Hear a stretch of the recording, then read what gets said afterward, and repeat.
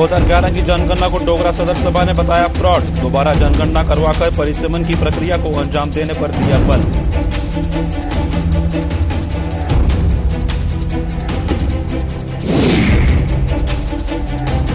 गिरने की कगार पर पहुंचा जम्मू का पुराना जनरल बस स्टैंड। जर्जर हो चुकी छतों से टपक रहा पानी। जेडीए ने मूंदी आंखें।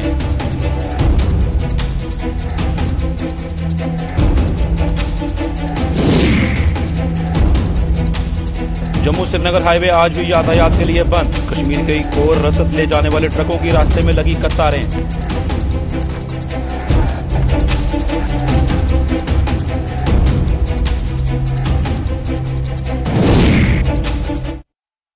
नमस्कार, जम्मू कश्मीर की खास खबरों में आपका स्वागत है। मैं हूं साहिल केरनी। चलिए शुरुआत करते हैं खबरों की। डोगरा सदर सभा ने 2011 की जनगणना के आधार पर शुरू की गई परिसीमन की प्रक्रिया पर सवालिया निशान लगाए हैं। सभा ने आरोप लगाया है कि 2011 की जनगणना में भारी फ्रॉड किया गया है और अगर अब जनगणना की प्रक्रिया शुरू की जाए तो जम्मू सूबे की कम से कम 50 सीटें हो सकती हैं। सभा के प्रधान गुलचैन सिंह चाड़क ने आज एक प्रेस कॉन्फ्रेंस के दौरान मौजूदा समय में जनगणना करवाने की मांग की ताकि दूध का दूध और पानी का पानी हो सके।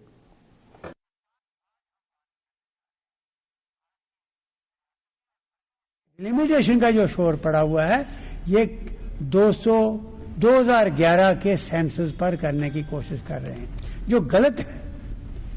सारे हालात को सामने देखते हुए जो फैक्टर्स इन्होंने सामने रखे हैं, चाहे कनेक्टिविटी का है, चाहे ज्योग्राफियाई फैक्टर है, पॉपुलेशन का है, चाहे टेरेन का है, जो भी फैक्टर्स हैं वो सामने रखते हुए आज भी हम कन्विंस्ड हैं कि बड़ा भारी ये फ्रॉड हुआ है 2011 के सेंसस में। आज अगर किया जाए, हमें पक्का विश्वास है कि कम से कम 50 सीटें जम्मू सूबे की होंगी और 40 कश्मीर की होंगी। आज हमारी मांग भी ये है। हम एक ही इकट्ठे बात मान लें कि आज के वक्त के मुताबिक क्लियर कट एक नया सेंसस होना चाहिए और जो इन्होंने कहा है 2021 में करवाने का जो थोड़ी एक्सरसाइज शुरू हुई है, और बिल्कुल वो एक सही ढंग से सेंसस हो और हमें कोई इतराज नहीं होगा। जम्मू के बीचों बीच जनरल बस स्टैंड परिसर में भले ही बहुमंजिला पार्किंग का निर्माण होने से लोगों को सुविधा मिली है, लेकिन इस बस स्टैंड की पुरानी बिल्डिंग की ओर प्रशासन कोई ध्यान नहीं दे रहा। आलम यह है कि जर्जर हो चुकी ये बिल्डिंग गिरने के कगार पर पहुंच चुकी है, जिससे कभी भी कोई बड़ा हादसा पेश आ सकता है। टूटी फूटी छतों से टपकता पानी यात्रियों के लिए जी का जंजाल बना हुआ है और परिसर में पानी भरने से यहां खड़ा होना भी मुहाल हो रहा है।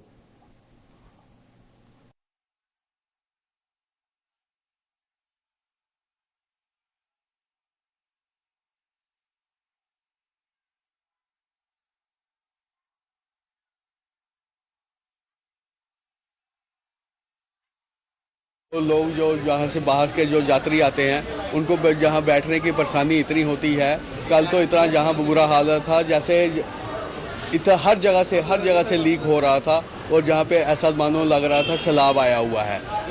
और लोग बड़ी बहुत प्रॉब्लम, जिनके बच्चे थे, जिन्होंने सामान था, उनको सामान रखने की जगह नहीं मिल रही थी, बैठने की जगह नहीं मिल रही थी, ऐसे ही खड़े थे। तो डिपार्टमेंट से, जेडीए डिपार्टमेंट से हमने कितनी बार इनको बोला है कि कम से कम यहाँ पे जब तक बिल्डिंग का कुछ नहीं आप सोचते हैं तब तक आप इस बिल्डिंग के बारे में कोई थोड़ी सी रिपेयर करवा दो, जिससे कि लोग आने जाने वाले जो यात्री हैं यहाँ से आराम से बैठ सकें और आगे का सफ़र तय कर सकें। मगर ऐसा नहीं है। जहाँ दुकानदार भी जो दुकानें खोल के रखी हैं, जेडीओ ने अलाट की हुई है दुकान। जो भी यात्री यहाँ पे आ रहे हैं, बस स्टैंड की हालत बहुत ख़राब है। तो जो लीकेज कर रहा है, बैठने की जगह नहीं है, यहाँ पे बहुत प्रॉब्लम है। ऊपर से बरसात का मौसम है तो जहाँ पे बहुत लीकेज है, तो यहाँ का सभी जो है ध्यान दे इधर। तो यहाँ पे जो लीकेज वगैरह जो हो रही है, जो बरसात का मौसम है, जैसे इधर कोई सहूलत की जाए तो उसके आगे मरम्मत की जाए। करूँगा कि मैं तो बचपन में अपने माँ बाप के साथ इधर आता था, जब जो हालत तब थी उससे घटी हालत आज है। जबकि अभी दावे कर रही है सरकार की स्मार्ट सिटी है, वो है। यहाँ पे तो कोई, ये तो जम्मू मेन सिटी है, लेकिन यहाँ के बस स्टैंड की ये हालत देख के बहुत ही शर्मनाक है ये। ऊपर से कोविड की हालत, ऊपर से कोई साफ़ सफाई नहीं, हर जगह लीकेज हो रही है, हर जगह से लीकेज हो रही है। बारिश थोड़ी सी क्या पड़ी तो हर जगह से लीकेज हो रही है, गंदा पानी नीचे आ रहा है। छोटे छोटे बच्चे हैं यहाँ पे, बड़े बुजुर्ग बैठे हैं, सड़क पे सोए हैं, कोई वेटिंग लॉन्ज नहीं है यहाँ पे। तो ये तो सरकार को देखना पड़ेगा कि भाई अगर हम बोल रहे हैं कि स्मार्ट सिटी है, वो ख्वाब है, ये आगा है, तो कब तक वो पूरा हो जाएगा? क्या 20-30 साल और लगेंगे? दुनिया कहाँ की कहाँ पहुँच गई, हम अभी बस स्टैंड को प्रॉपर नहीं कर पाए। जम्मू कश्मीर में पिछले 3 दिनों से बारिश और बर्फबारी के अलावा जगह जगह हुए भूस्खलन से जनजीवन पूरी तरह अस्त व्यस्त होकर रह गया है। जम्मू श्रीनगर राष्ट्रीय राजमार्ग बंद होने तथा श्रीनगर हवाई अड्डे से उड़ानें स्थगित रहने से कश्मीर का देश से हवाई व सड़क संपर्क कटकर रह गया है। पुलिस कंट्रोल रूम रामबन के मुताबिक चौहार टनल पर बर्फबारी से फिसलन काफी ज्यादा हो गई है। बुधवार शाम करीब 5 बजे रामबन जिला के चंद्रकोट और मिहाड़ इलाके में हाईवे पर भूस्खलन भी हुआ है और ये खतरा अभी भी बना हुआ है। इस वजह से आज भी जम्मू श्रीनगर हाईवे यातायात के लिए बंद रखा जाएगा। हाईवे बंद होने की वजह से जगह जगह ट्रकों की कतारें लग गई हैं। कश्मीर की ओर रसद ले जाने वाले ट्रकों को जम्मू के अलावा नगरोटा और उधमपुर में रोक दिया गया है। देखो मसला क्या है, आधी गाड़ियों में सब्जी है, सब्जी भरी है। जब 3 दिनों से गाड़ी खड़ी है उसमें क्या हो जाएगा? ऊपर त्रिपाल है, हवा तो जाती नहीं किसी में। जब मतलब कि गाड़ी में बारिश नहीं जाने देंगे तो हवा तो कहाँ से जाएगी? ऑलरेडी सामान खराब होता है, जैसे सब्जी, पूरी सब्जी खराब होती है, जैसे ये आलू होते हैं, टमाटर होते हैं, मतलब एवरीथिंग, या भेड़ बकरे होते हैं, या मतलब खुशक माल होता है, सब खराब हो जाता है। क्या कहा गया? लैंडस्लाइड हो रहा है, बस यही 4 दिनों से हम सुनते आ रहे हैं। जब से जम्मू से निकले हैं तब मतलब कि जम्मू में थे, इस वजह से लोड नहीं कर रहे थे। बट जब ऑलरेडी कुछ बचता नहीं है, 240 रुपए 250 रुपए रेट पर साल था, इस साल हमें 160 रुपए दे रहे हैं। ना इधर कुछ बचता है, ना कोई सब ट्रांसपोर्टर खा रहे हैं, हमारे कुछ हाथ आता ही नहीं है। 400 रुपए हमें इधर से जम्मू श्रीनगर रेटोरन 10 चक्के में टोल पड़ता है, 24,000 का तेल जाता है, 4,000 लोड अनलोड जाता है, फिर हमें कुछ बचता नहीं है। उधर से माल कुछ निकलता नहीं है जम्मू के लिए या अमृतसर के लिए। कोई गाड़ी लेके आती है, चाहे सेब हो, बस सेब ही निकलता है और कुछ नहीं निकलता था। कोई गाड़ी लेके आती थी। बाद में हमें प्रॉब्लम होती है, इधर से भी ना किराया मिलता है ना उधर से। फिर लास्ट में हम परेशान होके गाड़ी रख देते हैं, फिर बोलते हैं भाई क्या मसला है। जब हमारी कोई सुनेगा नहीं तो हम किसकी सुनेंगे? फिर ट्रैफिक पुलिस बोलती है ओवरलोड क्यों किया। जम्मू कश्मीर में पिछले 3 दिनों से मौसम बिगड़ने की वजह से लोगों का आम जनजीवन अस्त व्यस्त होकर रह गया है। मौसम आज भी खराब है और शुक्रवार व शनिवार को भी भारी बारिश और बर्फबारी का अनुमान लगाया गया है। मौसम वैज्ञानिकों ने जम्मू कश्मीर से एक और वेस्टर्न डिस्टर्बेंस के टकराने की भविष्यवाणी की थी, जो सच साबित होती दिख रही है। जरूरी थी बात जी, इससे मौसम में ठंडक आ गई है, काफी लोगों को फायदा होगा इसमें। बाहर का मौसम सुहाना हो गया है, बारिश की वजह से काफी बाहर पे बर्फ पड़ी है, इससे लोगों को लुत्फ मिला है। बर्फ का मजा ले रहे हैं लोग, मौसम का भी आनंद ले रहे हैं। जरूरी तो किसानों के लिए भी बहुत जरूरी थी बारिश, ये अच्छा हो गया। ट्रैफिक का भी सड़कें साफ हो गई हैं पूरी बारिश की वजह से। जम्मू में पहली बार बारिश पड़ी है, ये फसलों के लिए अच्छी है, क्योंकि अगर बारिश तेज आती तो किसानों को नुकसान होता, लेकिन ये थोड़ी बारिश है, ये फसलों के लिए काफी अच्छी है। काफी अच्छा सुहाना मौसम है, बीच बीच में बारिश आ रही है, रुक रही है। जम्मू के बीचों बीच ज्वेल इलाके में स्थित एक होटल के कमरे से आज एक बुजुर्ग का शव मिलने से सनसनी फैल गई। मृतक की पहचान 61 वर्षीय गुरचरण सिंह निवासी जलंधर के रूप में की गई है, जो इस होटल में ठहरा हुआ था। इसकी सूचना मिलते ही पुलिस मौके पर पहुंची और शव को कब्जे में लेकर पोस्टमार्टम के लिए अस्पताल पहुंचाया।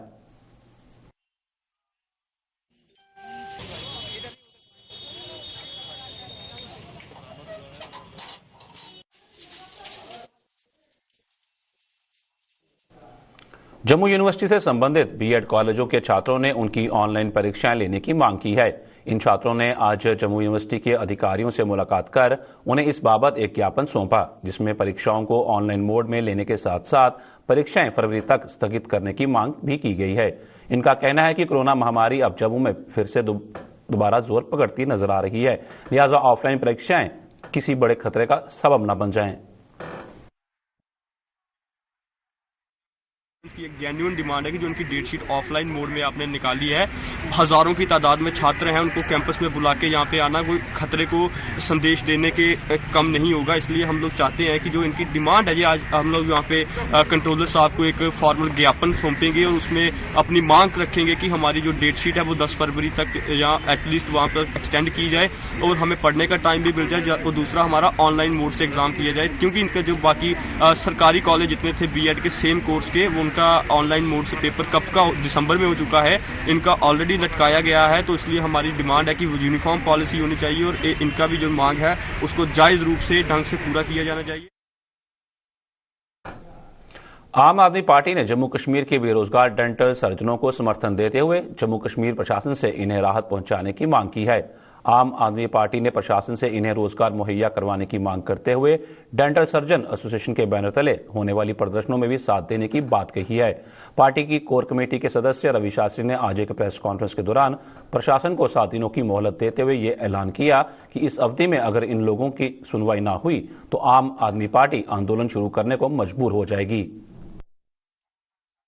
के माध्यम से ये अश्योर कर रहे हैं कि गवर्नमेंट ऑफ इंडिया को एक चीज यहाँ मैं दोहराऊंगा कि इनका पहले भी एक पत्र पीएम हाउस में किया है, फिर एलजी महोदय को भी इन्होंने दिया था, स्वाय आश्वासन के सिवाय इनको कुछ नहीं मिला। लेकिन आज आम आदमी पार्टी के हेड ऑफिस में हमारी प्रेस वार्ता का मेन मकसद ये है कि जब तक इनको अपना हक और हकूक नहीं मिलता आम आदमी पार्टी इनके साथ खड़ी है, और जब तक हक पाने के लिए हमें कहीं भी ये आंदोलन करेंगे, आम आदमी पार्टी इनके सड़कों पर इनके साथ खड़ी होगी।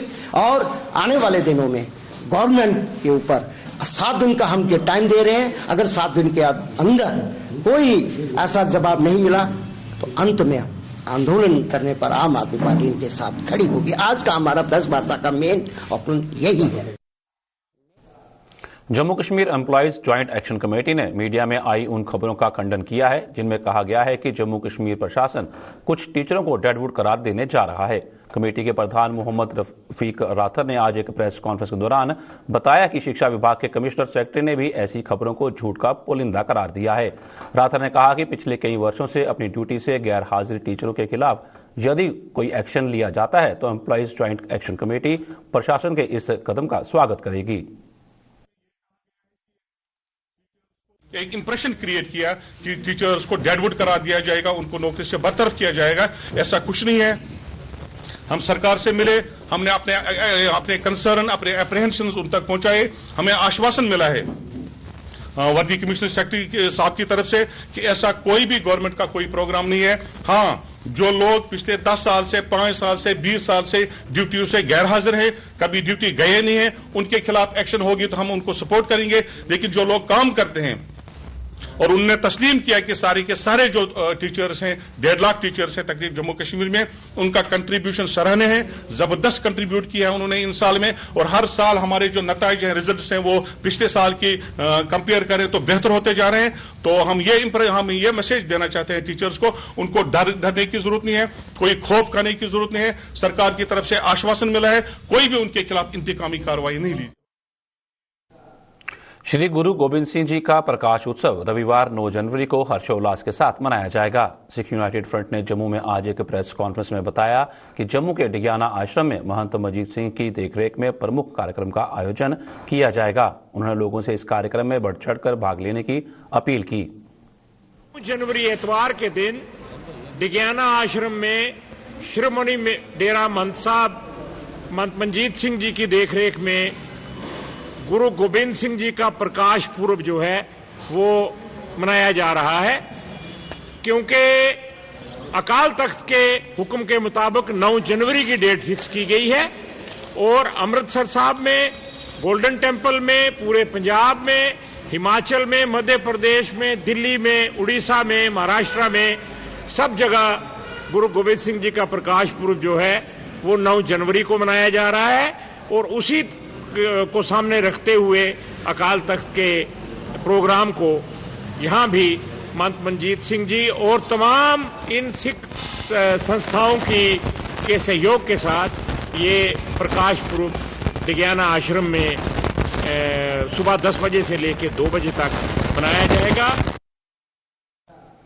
प्रधानमंत्री नरेंद्र मोदी के खिलाफ साजिश रचे जाने का आरोप लगाते हुए जम्मू में डोगरा फ्रंट ने आज पंजाब सरकार के खिलाफ जोरदार प्रदर्शन किया।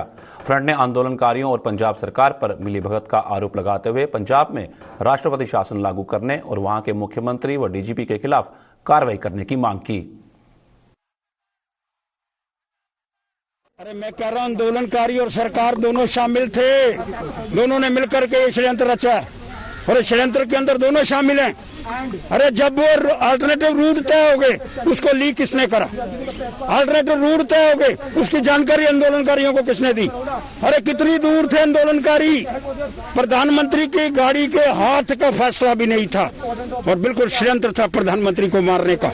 और मैं स्पष्ट करना चाहता हूं इस सारे विषय को लेकर के, ये जो चेन्नई है वहां नहीं गया, चीफ सेक्रेटरी वहां नहीं गया, उसके बाद में डीजीपी वहां नहीं गया, खाली कारें पीछे चल रही हैं दिखाने के लिए, क्योंकि उनको जानकारी थी कि जो फिरोजपुर के ऊपर वो जो फ्लाईओवर है उस पर घटना घटने वाली है, इसकी सारी जानकारी उनको थी। इसलिए इस पर तुरंत कार्रवाई राष्ट्रपति को करनी चाहिए। राष्ट्रपति शासन की मांग कर रहा हूं और डीजीपी इसको और चेन्नई को निरस्त करने का प्रमुख प्रयास करें। पंजाब में प्रधानमंत्री नरेंद्र मोदी की सुरक्षा में हुई चूक को लेकर देश की राजनीति गरमाई हुई है। भाजपा के प्रदेश अध्यक्ष रविंद्र रैना ने इस घटना के लिए कांग्रेस और पंजाब सरकार को जिम्मेदार ठहराया है। रविंद्र रैना ने आरोप लगाया कि पंजाब सरकार ने इस घटना को सोनिया गांधी और पाकिस्तान की आईएसआई के इशारे पर अंजाम दिया। वहीं प्रदेश कांग्रेस ने भी पलटवार करते हुए कहा कि इस चूक के लिए केंद्रीय गृह मंत्री जिम्मेदार हैं और उन्हें इस्तीफा दे देना चाहिए। इसके अलावा अन्य दलों के नेताओं का इस मामले को लेकर क्या कुछ कहना है, आइए वो भी देखते हैं। कांग्रेस पार्टी पाकिस्तान और आईएसआई के इशारों पर देश के अंदर बहुत बड़ा षड्यंत्र रच रही है। जिस प्रकार माननीय प्रधानमंत्री जी की पंजाब के अंदर सुरक्षा में भयंकर चूक की गई है, ये दिखाता है कि पंजाब की जो कांग्रेस सरकार है, जो वहां के मुख्यमंत्री हैं वो कांग्रेस पार्टी के हैं और सोनिया गांधी के इशारे पर पंजाब के मुख्यमंत्री ने बहुत बड़ा षड्यंत्र किया है। माननीय प्रधानमंत्री देश के प्रधानमंत्री हैं। प्रधानमंत्री 135 करोड़ हिंदुस्तानियों के प्रधानमंत्री हैं और प्रधानमंत्री जी की सुरक्षा में पंजाब सरकार द्वारा की गई चूक एक साजिश है। ये जानबूझकर षड्यंत्र पंजाब की कांग्रेस सरकार ने किया है। कांग्रेस की सरकार आईएसआई और पाकिस्तान की एजेंसियों के इशारे पर काम कर रही है। प्रधानमंत्री जी की सुरक्षा की जिम्मेदारी जो होती है वो सर्वप्रथम गृह मंत्री, गृह मंत्रालय और गृह मंत्रालय के अधीनस्थ जितनी भी एजेंसीज काम करती है उनकी होती है। जब प्रधानमंत्री जी किसी भी राज्य के अंदर दौरा करते हैं तो सर्वप्रथम जो सेंट्रल की एजेंसियां होती हैं, जो गृह मंत्रालय के अधीनस्थ आती हैं, वही प्रधानमंत्री जी की सुरक्षा अपने हाथों में ले लेती हैं, चाहे वो एसपीजी हो, चाहे वो आईबी हो, चाहे वो अन्य एजेंसियां हो। तो इस तरह से पंजाब सरकार के ऊपर इल्जाम लगाना ये ठीक नहीं है। सर्वप्रथम तो गृह मंत्री का इस्तीफा होना चाहिए, क्योंकि गृह मंत्री के ही अध्यक्षता में सारी जो एजेंसीज हैं वो काम करती हैं। और जब प्रधानमंत्री जी को ये कहा गया कि वो अपना रूट बदलें, तो प्रधानमंत्री जी ने रूट नहीं बदला। और इसलिए नहीं बदला क्योंकि 70,000 कुर्सियां वहां पे लगाई गई थी जिस रैली को प्रधानमंत्री जी ने संबोधित करना था, और वहां पे ये देखा गया कि सिर्फ 700 ही लोग मौजूद थे। शायद इसी वजह से भी प्रधानमंत्री जी ने वहां जाना ठीक नहीं समझा होगा। कल जो हुआ ये मैं समझता हूं कि सेंट्रल और स्टेट की दोनों सरकारों की गलती है। सेंटर को भी ये सारी एजेंसियां जो हैं, यहाँ प्रधानमंत्री या राष्ट्रपति जाएं तो वहाँ ये नहीं होता कि कोई पैच वर्क होता है कि पुलिस को कह दिया जाता है इंतजाम करो। एक एजेंसी के ऊपर दूसरी, तीसरी, चौथी, पांचवी, ये सब एजेंसीज होती हैं। जो प्रधानमंत्री देश के यहाँ पर जाएं और वहाँ पर हम डिपेंड करें स्टेट पर, तो आज हम किसी स्टेट को कह दें, स्टेट वाले सेंटर को कह दें, वो बात नहीं है। बहुत बड़ी गलत बात है, बहुत बड़ी लैप्स है। लेकिन लोगों में एक निराशा देखने को मिल रही है, एक मायूसी देखने को मिल रही है, क्योंकि बेरोजगारी के ऊपर जो वादे किए गए थे कि इसको दूर किया जाएगा, 2-2 करोड़ नौकरियां देने के वादे किए गए थे, वो सारे के सारे वादे फिसड़ी साबित हुए हैं। और इसी तरीके से महंगाई के ऊपर जो आश्वासन लोगों को दिए गए थे कि महंगाई के ऊपर अंकुश लगाया जाएगा, उसमें भी सरकार पूरे तरीके से विफल हुई है और महंगाई दिन प्रतिदिन आसमान छूती जा रही है और भारतीय जनता पार्टी की सरकार इसके ऊपर मूक दर्शक बनी हुई है। इसी तरीके से काला धन के ऊपर भी बड़े बड़े वादे मोदी जी द्वारा किए गए, विदेशों से काला धन आएगा और भ्रष्टाचार को रोकने के भी वादे किए, लेकिन भ्रष्टाचार जिस कदर इस सरकार के अंदर बढ़ा है वो भी अपने आप में एक मिसाल होगी। विकास कहीं देखने को नहीं मिल रहा है। किसानों के साथ जो व्यवहार किया गया वो भी इसके लिए एक बहुत बड़ा कारण है कि अब लोग जो है अपनी ट्रस्ट जो है, अपना विश्वास भारतीय जनता पार्टी में खोते जा रहे हैं। और इसके लिए किसी सिक्योरिटी एजेंसी को या किसी प्रशासन को जिम्मेदार ठहराना सरासर गलत होगा। जरूरत इस बात की है कि आप मंथन कीजिए कि आप अपने वादों के ऊपर कहां तक सफल हुए। पिछले 3 दिनों से लगातार हो रही बारिश से किसान बेहद खुश हैं। किसानों के मुताबिक धान की फसल बर्बाद कर बारिश ने उन्हें जो जख्म दिए थे, इस बारिश ने उन जख्मों पर मलहम लगाने का काम किया है। किसानों के मुताबिक इस बारिश से फसलों के साथ साथ पेड़ पौधों में भी जान आई है। इस बारिश से पहले किसान अपनी गेहूं की फसल और सब्जियों की सिंचाई को लेकर परेशान थे, लेकिन इस बार समय पर बारिश होने से उनकी गेहूं की पैदावार अच्छी होने की संभावना बन गई है। ਜਿਹੜੀ ਬਾਰਿਸ਼ ਸਾਡੇ ਗ੍ਰਾਂ ਦੇ ਸਾਰੇ ਹੋਈ ਹੈ, ਇਹਦੇ ਕਰਕੇ ਸਾਨੂੰ ਜਿਹੜਾ ਕਾਫੀ ਉਮੀਦ ਵਧੀ ਹੈ ਕਿ ਸਾਡੀ ਕਣਕ ਦੀ ਫਸਲ ਅੱਛੀ ਹੋ ਜਾਏ। ਪਹਿਲੇ ਸਾਨੂੰ ਮੁੰਜੀ ਦੀ ਮਾਰ ਚੜ੍ਹਦੀ ਸੀ ਤੇ ਉਹ ਮੁੰਜੀ ਦੀ ਐਵੇਂ ਦੀ ਵਜ੍ਹਾ ਕਰਨੇ ਤੇ ਕਹਿੰਦਾ ਉਹ ਸਾਨੂੰ ਕਾਫੀ ਨੁਕਸਾਨ ਹੋਇਆ, ਲੇਕਿਨ ਹੁਣ ਸਾਨੂੰ ਉਮੀਦ ਜਾਗੀ ਹੈ ਕਿ ਜਿਹੜੀ ਬਾਰਿਸ਼ ਹੈ ਇਹਦੇ ਕਨੇ ਸਾਡੀ ਫਸਲ ਅੱਛੀ ਹੋ ਜਾਏਗਾ ਔਰ ਸਾਡਾ ਕੋਈ ਕਿਸਾਨਾਂ ਦਾ ਕੁਝ ਅੱਛਾ ਭਲਾ ਹੋ ਜਾਏਗਾ ਇਹਦੇ ਕਨੇ ਕਾਫੀ। ਔਰ ਬਾਕੀ ਅਜੇ ਸ਼ਾਇਦ ਬਾਰਿਸ਼ ਥੋੜੀ ਸਾਨੂੰ ਹੋਰ ਜ਼ਰੂਰਤ ਹੈ, ਸ਼ਾਇਦ ਪਈ ਹੈ ਭਗਵਾਨ अजे मेहरबान बरखा पवा दी है ते इहदे कन्नै सानू काफी फायदा हो जाना।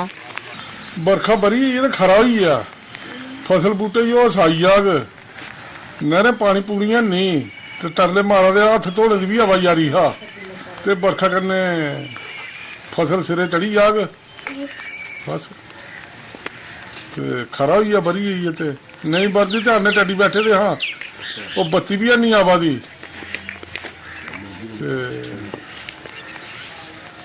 बरखा कन्नै पट्ठा बूटा फसल बूटे ही सैल आई जाग।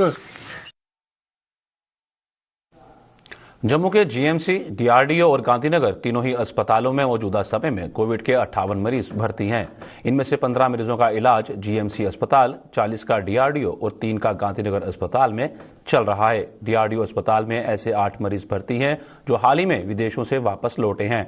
डॉक्टर कैलाश ठाकुर के अनुसार इन सभी मरीजों की हालत स्थिर है और उम्मीद है कि आने वाले कुछ दिनों में ये सभी स्वस्थ होकर अपने अपने घरों को लौट जाएंगे। मेडिकल कॉलेज और एसोसिएटेड हॉस्पिटल्स में कोविड-19 के 6 पेशेंट्स जो हैं वो एडमिट हुए हैं। अभी कुल मिलाकर हमारे पास जो है 58 पेशेंट्स जो हैं वो एडमिटेड हैं, जिनमें से 15 patients government medical college Bakshi Nagar वाले हॉस्पिटल में एडमिट है, 3 maternal and child health hospital जो है वो गांधीनगर वाले एडमिट में हैं और 40 पेशेंट जो है हमारे वो डीआरडीओ हॉस्पिटल भगवती नगर में हैं, जिनमें से 8 पेशेंट्स हमारे फॉरेन ट्रेवलर्स हैं और पिछले 24 घंटे में 2 पेशेंट्स जो हैं वो फॉरेन ट्रेवलर्स जो हैं एडमिट हुए हैं, जिनमें से एक सिंगापुर से है और एक यूके से है। सभी जो पेशेंट्स हमारे पास एडमिटेड हैं, मेजॉरिटी ऑफ देम जो हैं ट्रीटमेंट को बहुत अच्छी तरह से रिस्पॉन्ड कर रहे हैं और आने वाले दिनों में हमें पूरा यकीन है कि वो सभी स्वस्थ होके हम डिस्चार्ज लेके अपने घरों को चले जाएंगे। हम मास्क जरूर पहने, सोशल डिस्टेंसिंग की पालना करें, अननेसेसरी बाहर जो है नहीं जाएं और अगर जाना भी पड़ता है तो मास्क पहने और सोशल डिस्टेंसिंग की पालना करें। सोशल फंक्शंस अटेंड करने का बिल्कुल टाइम नहीं है, घूमने का, हिल स्टेशंस पे जाने का ये बिल्कुल टाइम नहीं है। हमको सबको मिलके सबसे पहले तो अपनी लाइफ की हिफाजत करनी है और अपने परिवार के जो लोग हैं उनकी जिंदगियों की हिफाजत करनी है और हर इंसान अगर ऐसा करेगा तो पूरा समाज जो है इस आपदा से बच सकता है। तो इसलिए सबसे रिक्वेस्ट है कि मेहरबानी करके कोविड एप्रोप्रिएट बिहेवियर की पालना करिए। जम्मू कश्मीर की खास खबरों में फिलहाल इतना ही। दीजिए इजाजत। नमस्कार।